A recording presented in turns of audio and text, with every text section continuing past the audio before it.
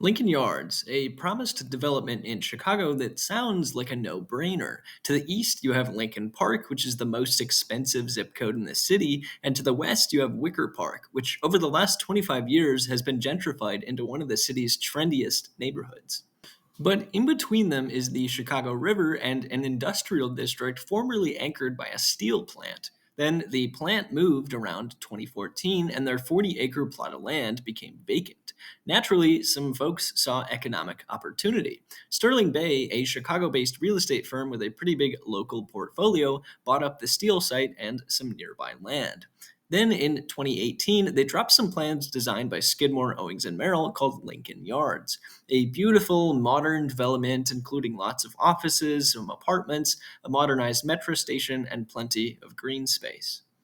The plans have, however, not been without controversy, and there's definitely something to be said for more modest neighborhood like developments instead of planning ambitious, massive scale projects with lots of office skyscrapers. But nonetheless, that's the plan. So that was about 7 years ago. Where are things now? Here are some shots taken in January 2025. Huh. What you'll see is a lot of empty space and one finished building just sitting there. This is 1229 West Concord Place, right next to a Home Depot and its parking lot. To quote its website, 1229 West Concord is a next generation life sciences building. Cool, but unfortunately, since its completion in 2023, nobody has moved in. Basically, it seems like Sterling Bay's strategy seems to have been let's build this expensive building in the middle of nowhere, and let's just really hope that people want to move in. And the longer I look at it, the less sense this makes. One of the main problems is that there are viable alternatives in the city that are probably better.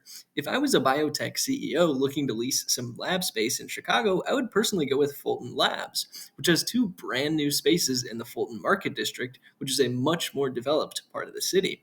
There would need to be some really good reason for a tenant to choose 1229 West Concord, and I personally don't see it.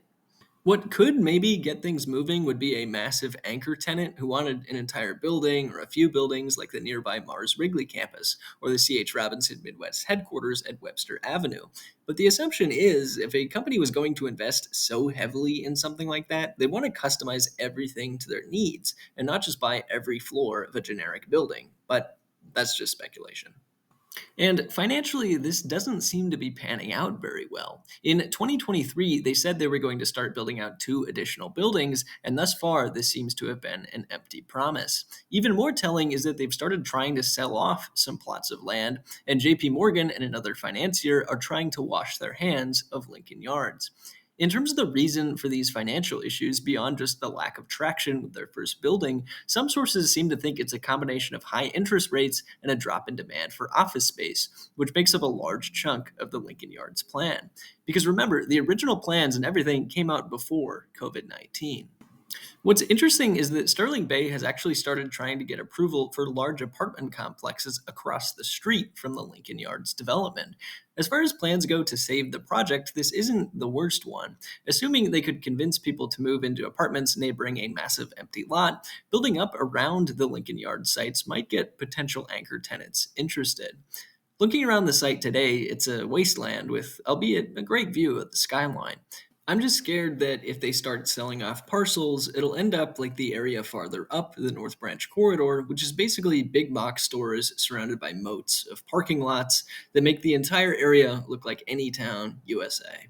But I guess we'll see. Thanks for watching.